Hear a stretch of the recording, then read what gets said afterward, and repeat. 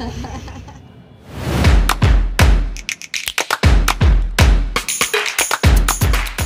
সবাইকে, কেমন আছো সবাই? আশা করি সবাই খুব ভালো আছো। আর দেশে বিদেশে যে যেখান থেকে আমার এই ভিডিও দেখছো সবাইকে আজকের ভিডিওতে স্বাগত জানাই। দেখো, শুরু করে দিয়েছি আজকের ব্লগ একদম সকাল থেকে।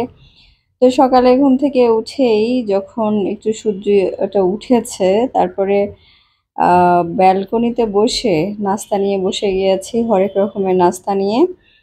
তো যতক্ষণ আমরা নাস্তা করছি ততক্ষণ আমার হাজবেন্ড অফিসে চলে গিয়েছে। আর বেলকনিতে আমার কিছু গাছ আছে, যেগুলো দেখতেই পাচ্ছ, যেগুলো এখনো টব কিনে আনে রাখা হয়েছে। তারপরে গাছগুলো বড় বড় হয়ে গিয়েছে, কিন্তু আশেপাশে মাটি পাই নাই বলে গাছগুলোর প্রপার টেক কেয়ার করা হয়নি। আর এই যে দেখো, নাওয়ার নাস্তা করে শুরু করে দিয়েছে দুষ্টুমি। তো আমরা বেলকনিতে অনেকটা সময় ধরেই বসেছিলাম। আর দেখেন আমার মেয়ে কত যে টিপ পড়েছে, ও একসঙ্গে দুইটা তিনটা টিপ পড়ে। আর এই যে গাছগুলোকে দেখে বলছে এগুলো নাকি বাতাস। মেনলি ও যখন খুবই ছোট ছিল, তো গাছের পাতা যখন বাতাস উঠলে নড়ে, তখন আমি বলেছিলাম যে বাতাস উঠেছে। এখন ও গাছের পাতা দেখলেই বলে বাতাস। সেটা কোনো কথা হলো বলেন তো? দেখেন কত টিপ।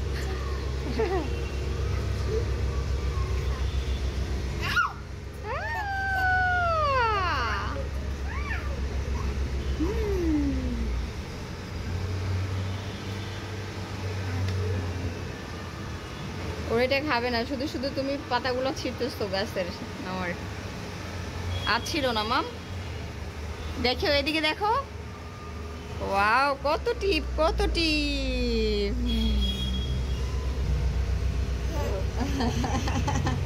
যাই হোক, এদিকে মেয়ের সঙ্গে দুষ্টুমি করতে করতে অনেকটা বেলা হয়ে গিয়েছিল। ভাবলাম দুপুরে রান্না বান্না বসিয়ে দিই। তো আজকের রান্না করব হচ্ছে বেগুন আলু দিয়ে ইলিশ মাছ। আর এর জন্য রান্না আমি বসিয়ে দিচ্ছিলাম। আর এর জন্য দেখেন একটা কড়াইতে জিরা ফোড়ন দিয়ে তেলের মধ্যে পেঁয়াজ দিয়ে দিয়েছি। আর পেঁয়াজটা একটু হালকা ব্রাউনিশ করে এর মধ্যে বাকি যত গুঁড়া মশলা আছে সব দিয়ে দিয়েছি। আর এর সাথে কষানো মশলার সাথে টমেটো দিয়েছি আর কাঁচামরিচ দিয়েছি। আর এবারে মশলাটাকে খুব ভালো করে নেড়েচেড়ে কষিয়ে নেওয়ার পালা। আর তারপরে ভাজা মাছ, ভাজা না ঠিক, মেনলি মাছের যে টুকরাগুলো ছিল এগুলোকে আমি ভেজে নিয়েছিলাম। আর এগুলোকে হলুদ লবণ মাখিয়ে যে রেখেছিলাম, ওইটাকে এই মশলার সঙ্গে এখন কষিয়ে নিব ভালো করে। তো দেখেন মোটামুটি মশলাটা হয়ে এসেছে। আর এখানে আমি এখন পানি দিব পরিমাণ মতো, যাতে মাছটা হয়ে আসে। আর এই যে পরিমাণ মতো পানি দিয়ে এটাকে এখন নেড়ে চেড়ে ঢাকনা দিয়ে মিনিট 5-এর মতো রান্না করে নিব। তো দেখেন আমার মাছের কিন্তু হয়ে এসেছে। এখন আমি মাছটা উঠিয়ে রাখবো এক এক করে। আর এরপরেই বেগুন আলুটা দিয়ে দিব, দিয়ে এটা খুব ভালোভাবে কষিয়ে নিয়ে তারপরে আবার পানি দিয়ে দিব। আর সব শেষে উপরে মাছটা দিয়ে দিব। আর তারপর আরো মিনিট 5 রান্না করে উপরে ধনেপাতা দিয়ে দিলেই কিন্তু মাছ রেডি। আর এই মাছটা মেনলি ইলিশ মাছ বেগুন আলু দিয়ে রান্না করলে যে মজা হয়, এটা অন্য কোনো তরকারিতে আমার কাছে মনে হয় ইলিশ মাছের সব থেকে মজাদার রেসিপি হচ্ছে বেগুন আলু দিয়ে ইলিশ মাছ। আর যখন রান্না করছিলাম দুপুরে, তখন বাইরে শুনতে পেলাম যে আমাদের বাসার সামনে একটা বিদ্যুতের পোল থেকে আগুন বের হচ্ছে। মেনলি কিছুক্ষণ আগেই যে বৃষ্টি হচ্ছিল, তখন এই পোলটা থেকে আগুন বের হচ্ছিল। এটা যে ট্রান্সমিটার ছিল সেটা ব্লাস্ট হয়ে গিয়েছিল। তো আমি আসলাম বাইরে একটু যে দেখতে এখানে যে কি হচ্ছে। তো ততক্ষণে দেখি যে বিদ্যুৎ অফিস থেকে লোকজন এসে গিয়েছে, তারা এখানে ঠিক করছে। আর বৃষ্টি হচ্ছিল বলে বাইরের পরিবেশটা কত সুন্দর লাগছিল, একেবারে ফ্রেশ আর সতেজ। আর এই যে ম্যাডাম বসে বসে খাচ্ছিলেন, আর তখন তার বাবাও এসে গিয়েছিল। মেনলি এই ক্লিপটা বিকেলের একটু পরে। আর ওনারা বাইরে যাচ্ছেন বাবা মেয়ে মিলে, আর এটা প্রতিদিনকার কাজ, তারা বাইরে যায়। তো তারা বাইরে যাওয়ার পরে আমি ভাবলাম যে এবারে রাতের রান্না কিছু করি। আর রাতের জন্য আমি বিফ আলু দিয়ে ভেবেছি যে খিচুড়ি রান্না করব। মেনলি প্রথমে ভেবেছিলাম যে বিফটা আলাদা রান্না করব আর খিচুড়ি আলাদা রান্না করব। পরে আমার আর এনার্জি কুলায় না, কারণ কয়েকদিন ধরেই জ্বর, ব্যথা অ্যালার্জি, র্যাশ এগুলো আমাকে একেবারে কাবু করে ফেলেছিল পুরা। আর এইবার যাদের জ্বর আর র্যাশ হয়েছে তারা জানে যে এই জ্বরটা মোটেও সিম্পল ছিল না। একেবারে মানে আমার লাইফে এইরকম মারাত্মক জ্বর আমার আর কখনোই হয়নি। আমি মারাত্মকভাবে অসুস্থ আর কখনোই হইনি। তো রাতের জন্য এটা ছিল। তো আমি খিচুড়িটা রান্না করে একটু সালাদ করে নিয়েছিলাম। আর ওরা তখনও আসে নাই, বাবা-মেয়ে বাইরে থেকে। আমি রান্না শেষ হয়ে গেলে ভাবলাম যে আমি যেহেতু অসুস্থ ছিলাম আর আমার রাইট টাইমে খেতে হবে ওষুধ, সেজন্য আমি আবার একটুখানি খেয়ে নিলাম। আর আমার একটা অভ্যাস আছে যে আমি সন্ধ্যার সময় খাবার খেয়ে নিই। সো আমি সন্ধ্যার সময় ওরা আসতে দেরি করছিল, আমার মেডিসিনও খেতে হবে আর আমার সন্ধ্যার সময় খাবার খেয়ে নিতে হয়। সো আমি খাবারটা খেয়ে নিয়েছিলাম, খুবই টেস্টি হয়েছিল। আর এরপরে ওনারা আসলেন আর কি বাজার নিয়ে আসলেন। তো বাজারগুলো আমি এক এক করে ফ্রিজে এবং যেখানে যেখানে রাখা দরকার রেখে দিচ্ছি। তো প্রথমেই যে দেখেন দুধ নিয়ে এসেছে। তো দুধ গরম করতে বললো রাতের জন্য, আর বাকিটা আমি ফ্রিজে পরের দিন খাওয়ার জন্য।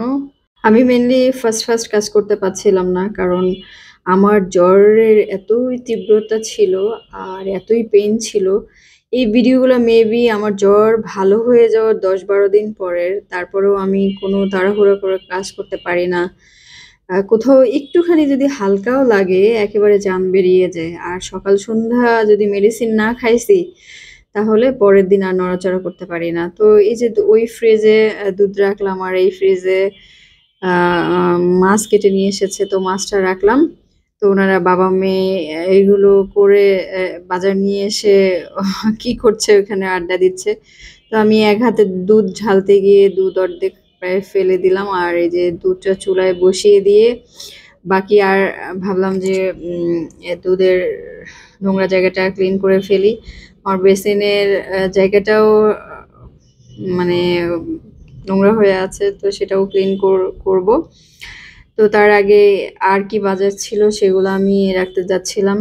তো এই যে পরের দিনে সকালের নাস্তা, যেহেতু আমি নাস্তা বানাইতে পারছিলাম না আর খালাও আমার বাসায় যে হেল্পিং হ্যান্ড খালা, ওই খালাও অসুস্থ, তাই ওনাকেও আর বেশি চাপ দিতেছিলাম না। সো এই যে ল্যাভেন্ডার থেকে ব্রেড নিয়ে এসেছে, এটা আমার হাজবেন্ড পছন্দ করে। আর আমরা সানফ্লাওয়ার অয়েলও খাই, সরিষার তেল এবং সয়াবিন তেল তিনটাই মিক্স করে খাই। আর আমার খুব ল্যাভেন্ডারের লাড্ডু খেতে ইচ্ছা করছিল, সো লাড্ডুও নিয়ে এসেছে। আর বিকালে নাস্তার জন্য এই যে বিস্কিট, চানাচুর এগুলোও নিয়ে এসেছে, তো এগুলোও একটু রেখে দিচ্ছি। তারপরে কলা আনছে, এমন শক্ত শক্ত নিয়ে এসছে যে 2 দিন পরে পাকে এই কলা। আর ময়লার পলিথিনও শেষ হয়ে গিয়েছিল, সো ময়লার পলিথিন নিয়ে এসেছে, এটাও জায়গা মতো রেখে দিলাম। আর এই যে নুডলস নিয়ে এসেছে, সো নুডলসও রেখে দিলাম জায়গা মতো। তারপর ময়লার পলিথিন ছিল না সারাদিন, ওই জায়গাটা একদম নোংরা হয়েছিল। আর আমার হাজবেন্ড কোথা থেকে কি সব বের করে ফেলে দিবে, সো এগুলো আমি একটু গুছাই রেখে বেসিনটা ক্লিন করতে আসলাম। তো বেসিনের ময়লা থালা বাসনগুলো রাত্রে আর শরীর কুড়াচ্ছিল না যেগুলো ক্লিন করি, পরের দিন খালা এমনিতেও আসবে। বাট ঘরের ভিতরে যে বেসিনটা নোংরা হয়েছিল রান্নার রুমে, সো আমি ভাবলাম যে এটা রাতেই ক্লিন করে ফেলি, কারণ ক্লিন না করলে সমস্যা হয় যে তেলাপোকার উপদ্রবটা বেড়ে যায়। তো ক্লিন করলাম। আর এদিকে দুধও মানে এমনিই পড়ে গেছিল, আরও পড়লো উতলায়, ওইখানেই আমি দাঁড়াইছিলাম, তারপরে উতলায় পড়লো। তো যাই হোক এই ছিল। আর এরপরে মেয়ে সন্ধ্যার পরে মেয়ে চিপস খাবে, ও চিপসের জন্য কান্না করছিল। যদিও হেলদি না এখন অনেকেই বলবেন, বাট কি আর করা, বাচ্চাকে তো কখনো না কখনো একটু হলেও দিতে হয়। সো এই যে উনি বসে বসে চিপস খাচ্ছেন আর আমি এদিকে ভাবলাম যে দুধটা হয়ে গিয়েছিল, সো আমি দুধটা খেয়ে নিলাম। বাকিটা আমার হাজবেন্ডের জন্য রেখে দিলাম। এরপরে রুমে এসে দেখি যে বেডরুমের অবস্থা এমন বিশ্রী করে রেখেছে মেয়ে, মানে বিছানা এলোমেলো করে রেখেছে। তো আমি যেহেতু প্রতিদিন ব্লগ দেই না, এই দৃশ্যগুলো তার পরের দিনের। আমি বেরিয়েছিলাম মেয়েকে নিয়ে টুকটাক একটু বাজার করতে। আর বাইরে এসে মাছ দেখলাম, ফ্রেশ কিছু দেশি মাছ বিক্রি করছিল। এরপরে মেয়ে বাইরে বেরোলেই এটা ওটা খেতে চায়, সো ভাবলাম যে বাইরে যেহেতু বেরিয়েছি ওকে নিয়ে কিছুক্ষণ ঘুরলাম, তারপরে ভাবলাম যে একটা চা খাওয়া যাক, ভালোই লাগবে। তো আমি আসলাম এম.এ পাস চাওয়ালাতে। এখানে বেশ ভালো রিজনেবল প্রাইসে খাওয়া যায় আর কি, অন্য যে কোনো জায়গায় থেকে। সো এই যে ওদের রেস্টুরেন্টটা ছোটখাটো কিন্তু সুন্দর করে সাজানো গুছানো। আগে আরো সুন্দর লাগতো দেখতে। অনেক আস্তে আস্তে পুরাতন হয়ে যাচ্ছে, সো আস্তে আস্তে একটু অন্যরকম হচ্ছে, কিন্তু সুন্দর। আর বিকেলটা এখানে খুব ভালো জমজমাট হয়। এই যে এগুলো হচ্ছে চিকেন সিঙ্গারা, আর এইগুলো 4টার দাম মনে হয় 60 টাকা। আর এই চাটা হচ্ছে মশলা চা। সো মশলা চা এটা 20 টাকা ছিল। আর এই যে এখানে যে চাটনিটা, এটাও আলাদা 5 টাকা দিয়ে কিনতে হয়েছে। মোটামুটি এখানে 100 টাকার, 100 টাকাও না, 85 টাকার মতো জিনিস খেয়ে তারপর আবার সন্ধ্যায় চলে আসলাম বাসায়। অন্যান্য বাজারে ওগুলো রেখে দিয়েছি, ওগুলো আর শুট করা হয়নি। পেয়ারা নিয়ে এসেছিলাম, ভাবলাম যে বসে বসে পেয়ারা খাই। এরপরে ওকে নিয়ে, এটা আর একদিনের ভিডিও, ওকে নিয়ে গিয়েছিলাম গুলশান ইয়ুথ ক্লাবে। আর দেখেন মেয়ের কি অবস্থা। কি করবা তুমি মামা? তো নাওয়ারকে এখানে নিয়ে এসেছিলাম খেলাধুলা করার জন্য। আর ও যেহেতু বাসায় কোনো সঙ্গই পায় না, মানে কোনো বাচ্চা পায় না, কথা বলার কাউকে পায় না, সো ওকে এখানে প্রায় নিয়ে আসি। এটা হচ্ছে গুলশান ইয়ুথ ক্লাব। আর এখানে সারাদিনই বাচ্চাদের, এদিকটায় তো বাচ্চারা খেলাধুলা করে, আর বিকালের থেকে বেশি আর কি। তো আশেপাশে সবাই আসে বাচ্চাদেরকে নিয়ে, গার্জিয়ানরা। আর যাদের বাবা মা ব্যস্ত থাকে তাদের বাসার যারা হেল্পিং হ্যান্ড থাকে তারা সাথে করে নিয়ে আসে। তো ও প্রথমে সবকিছু দাঁড়ায় দাঁড়ায় দেখছিল। আমি ওকে বলছিলাম যে যাও খেলো, সবাই দেখো কিভাবে খেলছে। প্রথমে ও দেখে দাঁড়ায় দাঁড়ায় পর্যবেক্ষণ করলো যে সে কোনটা থেকে শুরু করবে, কিভাবে খেলবে। দেখেন ও দাঁড়িয়ে দাঁড়িয়ে দেখছে। ও প্রায় আধা ঘন্টা 30 মিনিটের মতো এরকম করে দাঁড়িয়ে দেখলো যে সবাই কি করছে এবং কোনটা খেলবে সে। তারপরে সে এখানে আসলো। আসার পরে বাকি বাচ্চারা ওর সঙ্গে কোঅপারেট করছিল ঠিকই, কিন্তু ও কিন্তু কি করবে, ও এইখানে বসে যাচ্ছিল। তো বাকিরা সবাই উপর থেকে যে স্লাইড লাগাচ্ছিল নিচে নামার জন্য, কিন্তু ওর জন্য হচ্ছিল না।